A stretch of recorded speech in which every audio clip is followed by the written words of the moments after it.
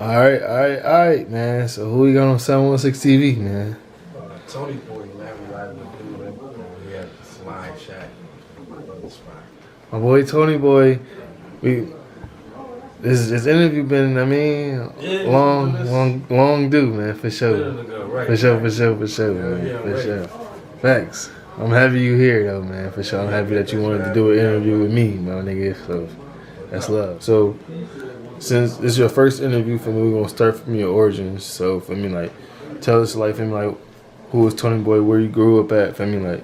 Alright, so boom. Toney boy grew up in Buffalo, New York. You know what I'm saying? Lived in North Buffalo for a while, on the east side. Shit. We started making music in 2005. Me and Gaines. Okay. Gaines. Yeah, my man Skate, my man Ice, Fly Bundles. He still raps today. He lived down in Arizona. Who else? There's a few other cats. You know what I'm saying? Like Bam back in the day. Right. You know, they used to rap shit whatever back in the day. That's You know what I'm crazy. saying? He ain't gonna talk much about that. But like it's like '05. You know what I'm saying? It really all started.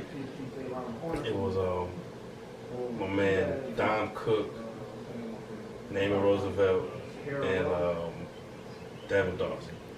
Devin does, for sure. Devin Dawson, he was an all-state basketball player. Dom and Naaman, they both played for the Bills for a short stint. You know, phenomenal athletes. Right. They put together this mixtape called D&D. And not that they was coming at us with anything. Right. We felt slighted. We was all freshmen and whatever. We was like, ah, yo, they made a mixtape, man. No, we were sophomores.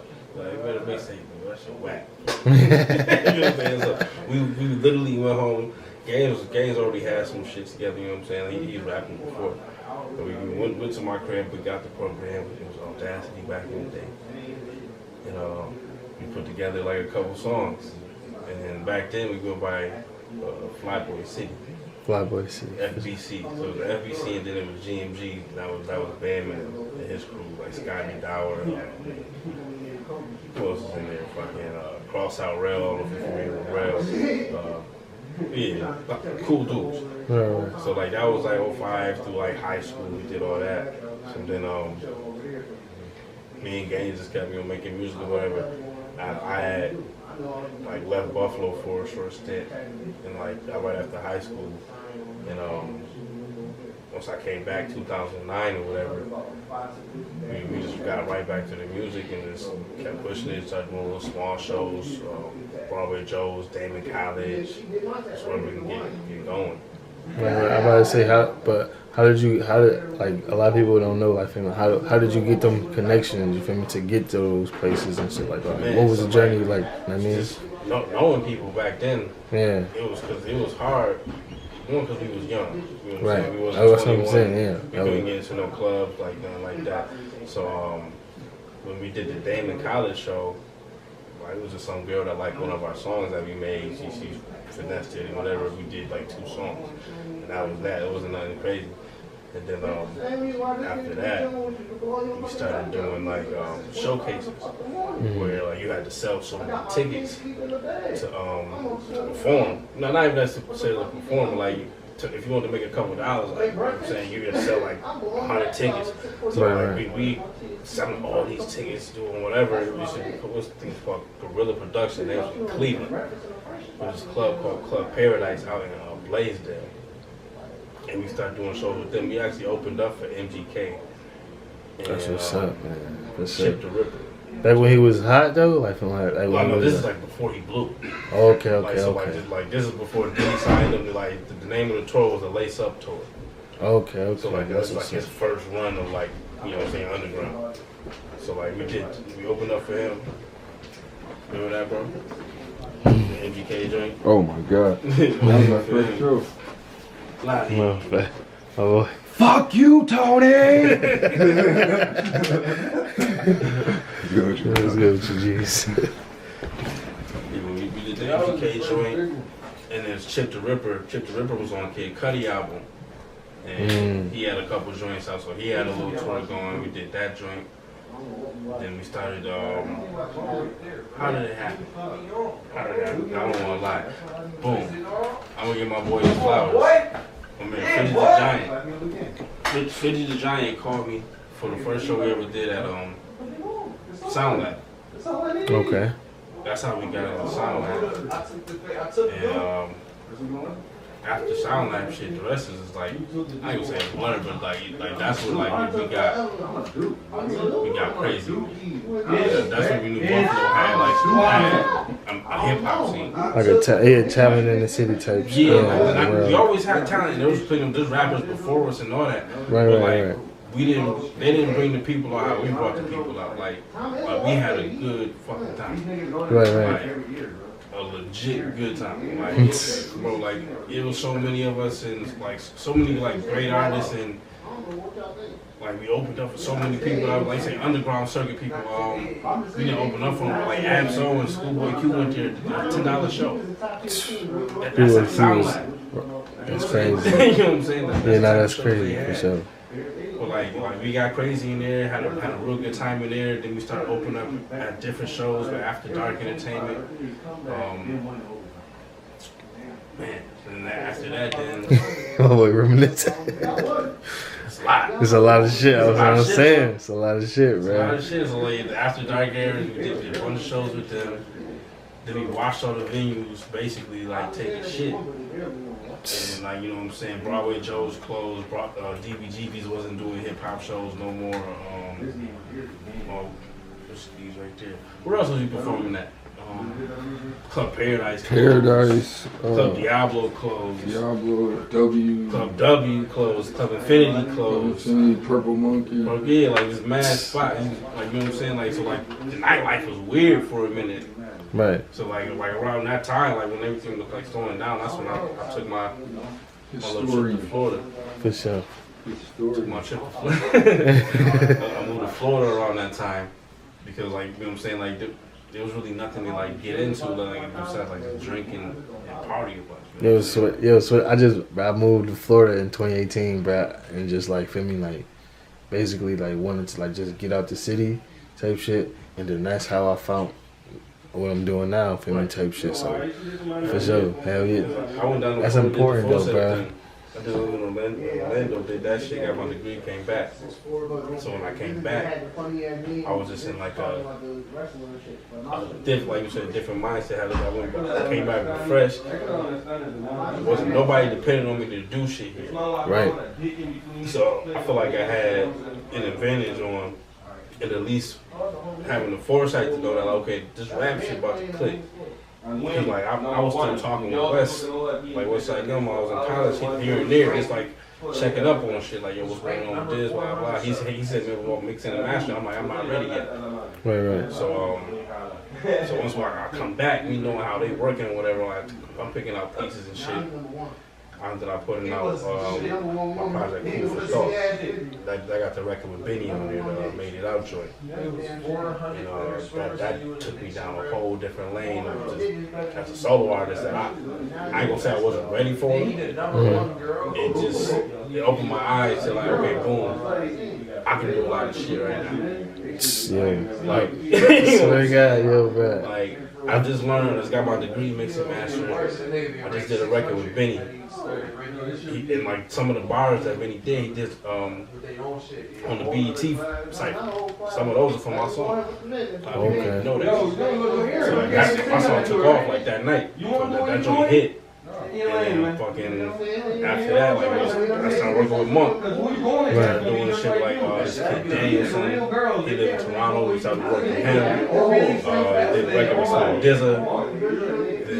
Then later down the road, me and Gangsters ran with Conway and shit. But I got mad records with like underground motherfuckers, like just dope. Yeah, no, weird people like Planet Asia, fucking Il Ito. And these is features like this shit. Like, I'm not even curating that because I'm just hopping on them. And they don't know. I put you on a song with blah blah blah. Okay, dope. That's cool. You know what I'm saying? So I don't have drops in Japan, Australia, Germany, all that type of shit. I'm about to say, so you doing like worldwide with this shit, bro.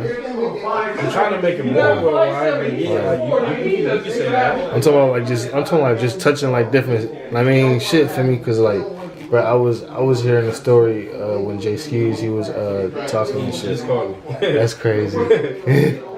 he was talking like for me like when he before he like for me got with Conway and shit. He had opened a message or something and like he asked him like, yo, like for me like let's get our shit to LA for me. And then he was passing out his shit. And I'm like, bro, that shit dope as hell, bro. And that's his story. But like, even with skis, like we come from that era of like being outside with flyers and CDs. Right. This is before like everybody had streaming shit. You know what I'm saying? Like you was lucky if you, because back in the day, when you ordered a song on iTunes, you didn't have to pay like, I think it was close to $100, and then you had to get your legal shit together, right? So like, you're talking like a few $100s to get your single out there that you don't know if everybody's gonna buy it like that. So it's like we just from that era was like having tangible shit, like so that's why like we always got CDs and vinyls and T-shirts and merch and shit because like we just come from that hustle of that. Right. Like not saying that we don't care about streaming, but like we got a different like attack mode of it. You know, at first, bro, cause you know I come from like the younger generation and shit for me, but I like at first, bro, I didn't understand like vinyls and shit. Like I didn't understand how important that shit really was, if it and shit like that. So I was like, damn. And then like once I actually broke it down, I'm like, yo, like that shit really dope as hell because it's really like you gotta really work for that. Feel me? Like niggas ain't. You feel me? You can't just. I got my first vinyl with my name on it. Whoa. This is crazy. Like I almost felt like I made it then. Like, I'm like, oh, like fuck. I got vinyls. I got another one. So once when it started becoming regular, then like you know what I'm saying, you look for the next high. Right. You know what I'm saying? So I don't even know like what to do next. I got cassettes, vinyls, CDs.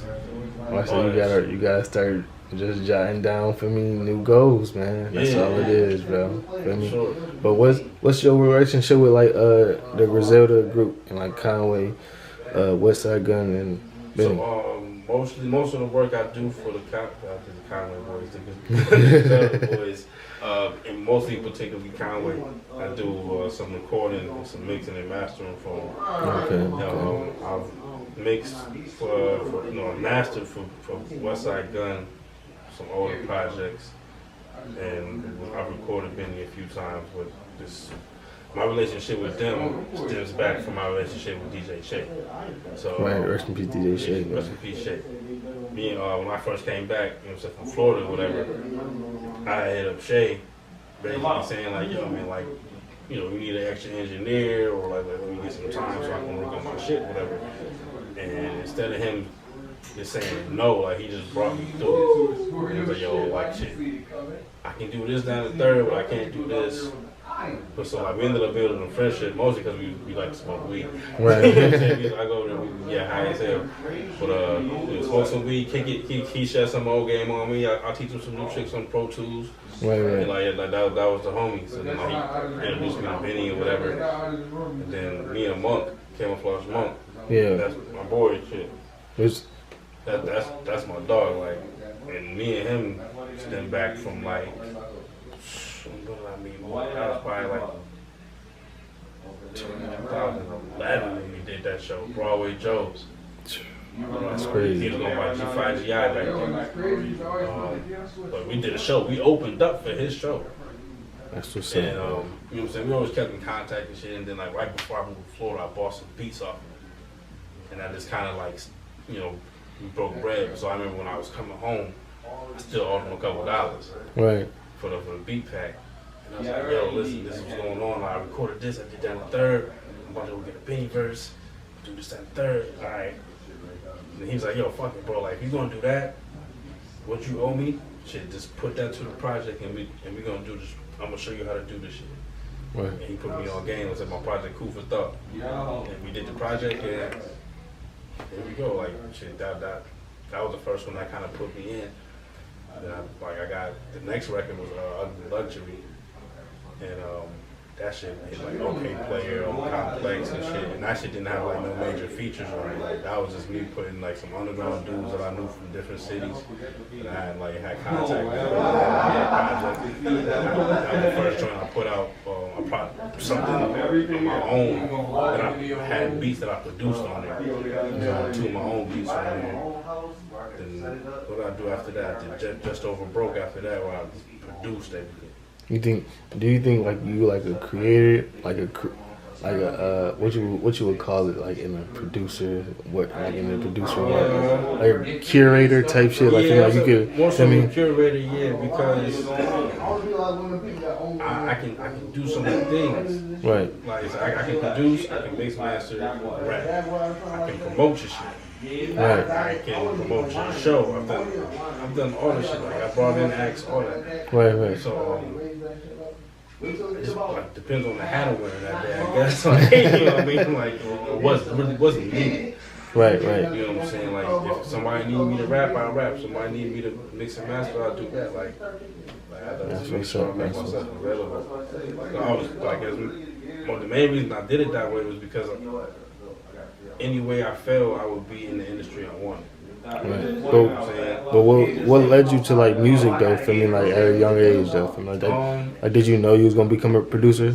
Nah, bro, I ain't gonna hold. Like, I always fucked with music. Mm-hmm. My father, like, tried to, I ain't gonna say drill it down my throat, but like, he bought me a guitar when I was young. But he made sure that like I played in the school band and things like that. Right. But he was always flexible about like he wasn't like, yo, like you have to play the guitar, whatever. Like we started this now. I played the guitar, I didn't like it. Then I played saxophone, played that for 2-3 years. Then I went and played the drums. Played the drums in high school. But then in high school I was playing football. Oh, okay. Shit, like I did pretty well in football. I went to St. Joe's. So oh yeah, for sure. We won championships, like we was nasty. So like I had some good looks. I knew it. We had D1 offers, whatever. So after I left Joe's, I ended up going to Lafayette for a year and fucking up a lot of shit because me and the coach ain't get along. So like, just basically botched the whole year of football. Took a year out of college, got fucked up doing some dumb shit, and then I focused strictly on music after that. Yeah. Like that was it. But I was always like, you know what I'm saying, I was always rapping on the side back then, but then like after I had fucked my knee up too. Mm-hmm. That's kind of one of the main things. But after I fucked my knee up and I figured I wasn't gonna keep playing college sports, or like that was more where my heart was at. I knew I didn't want a job. Right. That was one of the main things. I didn't want to get a real fucking job. I didn't want to get a 9 to 5. I always played around with part-time jobs. You know what I'm saying? 20 hours a week here and there just to keep my father off my ass. Right. Doing shit like that. But shit like, you know what I'm saying? Like you running around in the streets, dibbling, dabbling. I figured out how to, you know, network with people.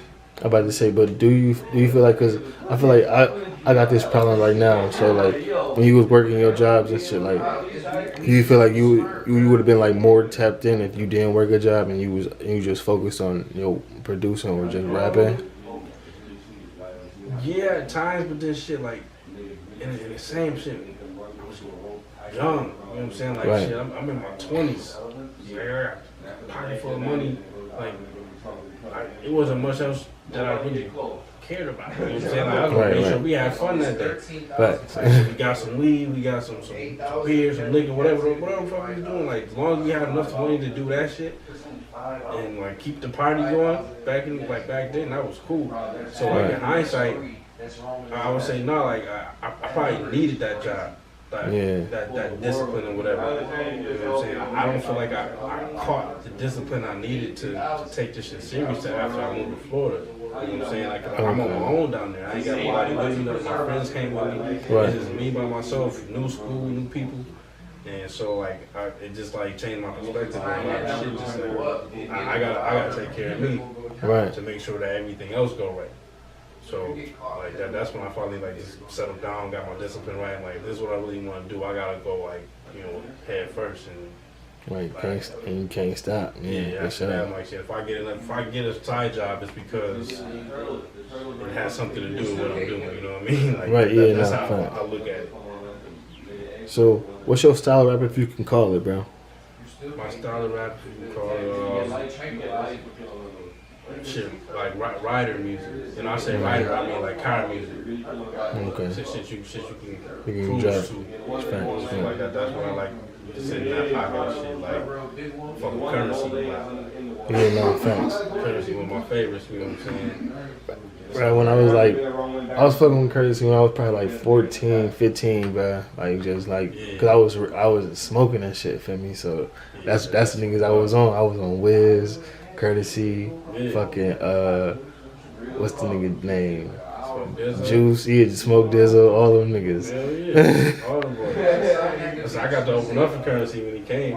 That's what's up. Ballroom, and that was like a good checklist off of my word. Finally, like Hell yeah. Late last minute shit. I ain't had no tickets to sell or nothing. They just called me like, yo, like somebody backed out. We need you at the Town Ballroom for Currency show. I'm like, I ain't that. We there. Thanks. Call the DJ. Like, I need a DJ. Like, knock that shit up. Well, yeah, my style of rap is on. Definitely on some like Currency, some rider shit, some real chill shit. You know what I'm saying? Definitely some smoke heavy shit. Facts. Always. So, any favorite rappers growing up? Feeling like who was you like for me listening to? So like growing up, I mean shit, and it's funny, a lot of people don't give my boy credit. Man, I used to fuck with Cool J heavy as a kid. That's Cool crazy. J was a man back in the 90s, bro. He definitely was, bro. I ain't gonna lie, bro. That's a fact, I was a yeah. Cool J fan like until probably until Bone Thugs came out.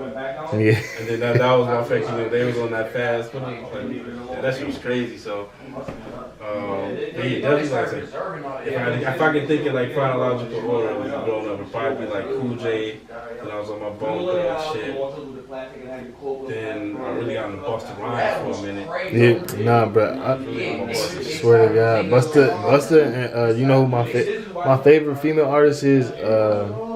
Missy Elliott, but she don't get her credit, bro. She don't get her credit at all, Missy bro. definitely a beast. For sure. And she produced too. People don't even like peeping half the shit. Yeah, nah, yeah, She's making a thanks. lot of the beats. Thanks. And she still. No, but when you in a recording studio, bro, what's the top 3 things that you need? Definitely some weed. Like, I gotta have some weed in the Dutch. Something number 2 would be Gatorade or water. Thanks. And then the third thing I need cooperation. Thanks. Yeah, for sure. I can't. These guys be on point, You man. acting crazy. So like, you know what I'm saying? Like, if everybody working together and shit, we can make some great music. No, facts. So, in your journey, bro, for me, like, is rapping and even producing, like, have you ever thought about quitting and just, like, putting it down to, like, doing something else with your life? You feel me? Like, or, no, you ain't never. So, I wouldn't say because I feel like at this point in my life, I'm always be involved. Right. But if I did say, like, if I would stop producing, you know, a rapper or whatever, how can I put it? I don't know. It's like I'm always gonna be involved somehow, some way. Right. Because I do sound for a living. So like that's my trade. Right. So when if I'm not making beats or rapping, then I'm still gonna be mixing and mastering somebody. You know what I'm saying? So like That's a fact. that is my trade. So, I want to talk about Pick Your Poison. The song Pick Your Poison. That's actually one of the things I'm saying that I produced. Oh, yeah. I made that beat on that. Yeah. That shit is crazy. But I was listening to that shit in the car, bro. That shit fire, bro. For That sure. one got the Ruckus cuss on it, right? Yep. Yeah. Rest in peace, Ruckus. It's crazy because DJ Ruckus and DJ Shay passed away back to back. Two legendary Buffalo DJs. That's crazy. Ruckus used to run Rebel Radio. I heard of that, Rebel Radio. Yeah. And we're so like that shit was a 24-hour, 24/7 streaming joint. Had shows from Boston, Rochester, one from Canada. But he was able to syndicate different shows, Right. all out of his basement. Like just had That's crazy. Shit. Then I like had dudes with like rappers, underground rappers would come to his basement and they would want to talk to him. You know what I'm saying? Like my man, rest in peace, Ruckus. No, for sure. Like, that was a dope record. So how do you feel about like producing for like big artists and shit like for me? Like did you ever think like for me, alright, if I call this nigga, you feel me, I can get him directly, or do you gotta like go through people type shit? So for me, luckily, I was in a position where it kind of hit. I'll say like Conway, he kind of got hit from both sides at it because at the time when he was looking for another engineer at the time. Right. And I popped up like I don't know where we was. I saw Conway somewhere, and it was at Benny's listening party. I walk in, I'm minding my business. You know what I'm saying? Like not trying to like fanboy. Right. Chilling, go get my little drink, whatever. But yeah, he run up on me. Yo, I've been mixing the master. Yo, this shit sound great. I need you. All right, boom. So I mean, he took my number then, or whatever. Then I ended up doing Skeez's album. And he heard all the Skeez's album. He's like, all right, yo. He's asking like, who did your shit, bro? Like, Toney was like, yo, I need a cost, nigga. So like, yeah, like I got blessed with that one because that's what I love. Right, for sure. Yeah, I had did a Skeez interview. I'm still waiting on that Conway interview, man. For sure. And that dude don't even like to talk. So. Yeah, no, for sure. Yeah, everybody keeps saying that. They're like, man, he's just so quiet, cool as hell. Yeah, Feel me, like quiet as hell. Like even when I be in the studio with him, like you probably only say maybe 100 words. You know, besides what he rapping and shit, but like you'll be like, usually they'll talk a bunch and just get to working and shit. Right. Yeah. So let's talk about the song Group Home featuring Games. How did that come about? Feel me, like. So boom, Group Home. We was in the studio. We was at Bridge Studio. I had called it a little cook up. So I called just a few, underground rap, I called BA Bad, called Jamal Gasol, my man Brad Piffy from Rochester. He came through, and then I called Skating Games or whatever. Actually, I made that beat too. But that boy on everything. No, I'm forgetting like which ones I produce sometimes. But yeah, we playing the beat. You know what I'm saying? B.A. Bad, he getting ready to hop on it, and like he's like, nah, tonight ain't the night. And so like Brad Pitt's like, fuck, I got something like that. He's like, I got the hook too. So he threw all that shit in there. And then boom, it was like after that it was easy. Like you just put it down, dance like the first time, put my shit down last. And that was that. So like that record could have been way crazier than what it is too if those dudes would have laid down verses. But I'm happy that they ain't feel like rapping because that shit like worked out the way it's supposed to. I feel like. Facts, yeah. Nah, but what would you call it? An album or a mixtape? Just Over Broke. I guess you can call that a compilation. Compilation? Yeah. Okay. There's so many tracks. Right by his head. Like, yeah. You know what I'm saying? But yeah, like I made every beat on that joint. Shout out to Skeez, he blessed the verse on there. My man Dante from Toronto. Games on there. Got some dudes from Jacksonville. Shout out to everybody out there. There's a lot of artists on there. Check some of those artists out because that was during the pandemic. That's the only reason I put that out. Because I was in the pandemic just making beats. I started sending beats to people. Send me back some vocals, you know what I'm saying? So these people just hit you up out of nowhere, or did it like how you be? At first, I put up a stat. I remember because I had like 10 beats. Okay. So I'm like, alright, I got these 10 beats. Like, who y'all want on them type shit. Like, I'm not rapping on any of these. So I'm like, I just want to put this project together. Started like that.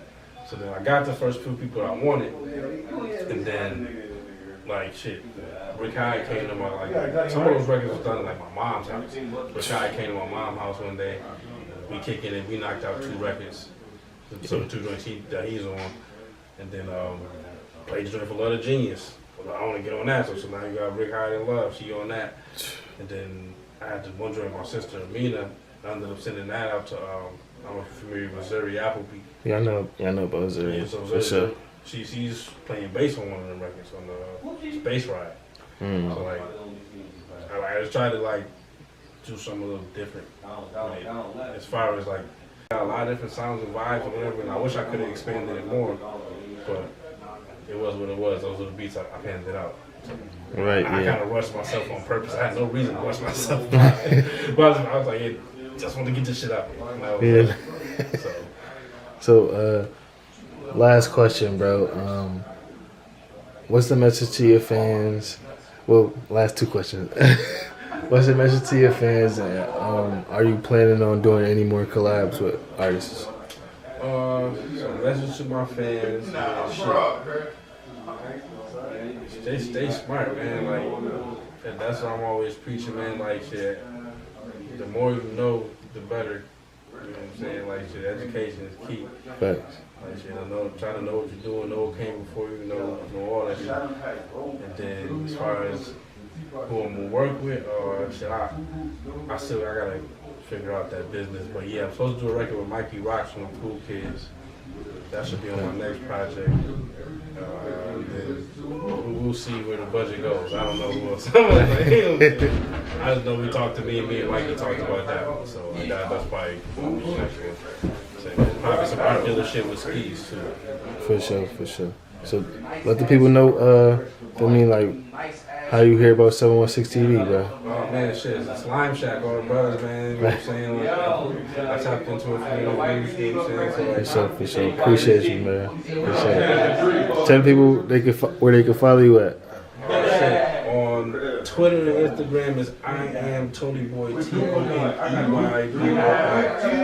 Fuck with your boy.